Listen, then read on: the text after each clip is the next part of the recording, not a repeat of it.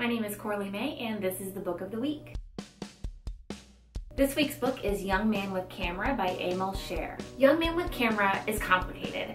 I really enjoyed reading it because the writing was great, the characters were really well fleshed out, and the storyline was compelling.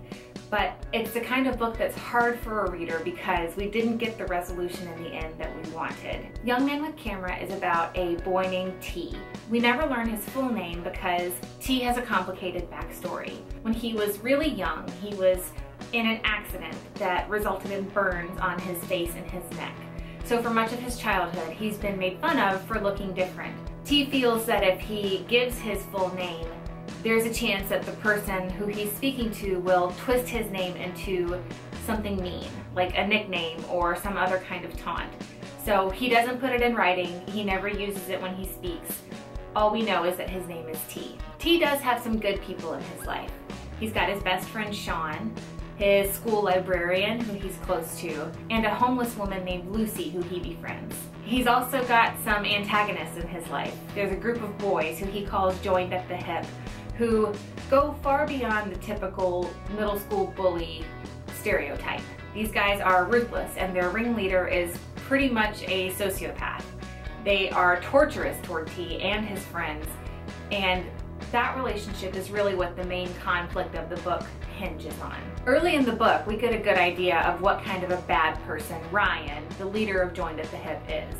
However, about halfway through, something terrible happens to Lucy at the hands of the Joined at the Hip group. And the rest of the book, these guys are trying to intimidate T and Sean into keeping quiet about what they know. And that's where things get really hard for the reader, because ideally, T would have an adult who he could go to. He could go to the police, he could go to his principal, but in the world of this book, none of those people are available for him. The leader of the Joined at the Hip group is so charismatic and so convincing that the police, the principal, even T's own parents are all on his side. So T feels really stranded and alone. On top of that, the Joined at the Hip group are threatening T, his friends, and his family, so he really feels like he can't speak up at all. And that never really gets solved.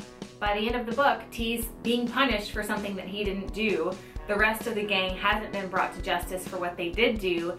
And while there's a hint that maybe things will get better, there's no real plan laid out for how any of this is going to get resolved. All that to say, I did enjoy the book. I thought it was really great, and I think it's really important to read things that do challenge us and that don't fit the mold of the typical story arc with conflict and then resolution at the end. While this book didn't have a clear resolution, I think it did have a good message about standing up for what you believe is right, learning who to trust, pursuing your interests and things that are new and exciting and different, and about opening up your heart to others even if that means you might get hurt once in a while. Overall, I would definitely recommend this book, but I would warn readers not to go in expecting a happy ending or even a neatly tied up ending, because those are things that this book, as good as it is, just doesn't deliver. That's it. Come back next week for another book. Bye.